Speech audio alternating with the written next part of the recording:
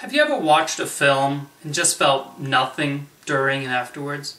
You just watched it unfold on screen and did not have a single reaction to it.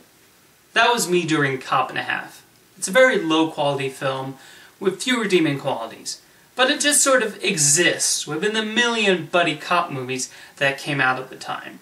There's not even much of a premise, just the notion of teaming Burt Reynolds with a little boy, and then the filmmakers just trying to make a film out of that pairing. Not even the fact this film is directed by Henry Winkler provides much opportunity for discussion. Okay, it's directed by Fonzie from Happy Days. Not much else I can mention beyond that because the direction is so indistinct and unremarkable.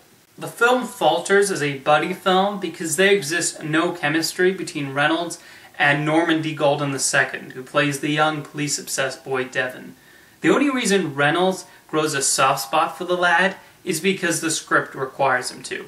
And as much as I hate to knock on a child actor, he lacks any real natural presence. Even if those lines might have been funny on the page, his delivery lacks the needed punch to make them work on screen. And the whole reason he even gets to team up with Reynolds is completely contrived. He is literally withholding vital information from the police, who need it to catch some criminals. All because he wants to be a policeman. No police unit would put up with that. There's a little bit of potential when Devon realizes being a cop is not all shootouts and car chases, but that lasts about 10 seconds before we launch into a chase scene. Speaking of which, Alan Silvestri does the film's score. He's a great composer, but every time a chase scene begins, I could hear him reusing cues from Back to the Future. I almost expected to see a DeLorean turn the corner. I will admit there's a bit of amusement out of the villains being singing mobsters. Not because it's necessarily funny, but because it's so bonkers. There's no real plot-related reason for this mafia boss to be constantly singing big band numbers. The screenwriter probably felt the gangsters needed some sort of quirk to make them stand out.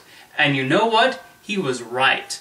I mean, I love Goodfellas, but I still think Scorsese made a mistake cutting the scene where Henry Hill joins a barbershop quartet. Otherwise, Cop and a Half does not really draw outside of the parameters of your typical buddy cop movie. While I disagree with Roger Ebert's positive review of the film, he was right in describing it as a onesie movie. One's a cop and one's a robber, or in this case, one's a cop and the other is a precocious kid. Fill in the blanks and there you go. It's a 90s buddy cop comedy with stale jokes and unthreatening villains.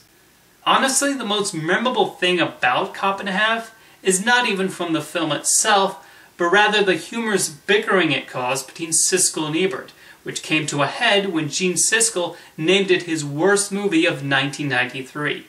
Problem is the script, problem is very funny, and Burt Reynolds is tired, and, well, and he shouldn't be into cop buddy Maybe you pictures. just got up on the wrong side of bed. As did the rest of America. Okay, now I'm not sure I'm the only major film critic who didn't like it. I am sure, Rod. Because you're probably saying anybody else who liked it isn't major. I don't know if anyone liked it, but no major critics liked it. No one that you respect.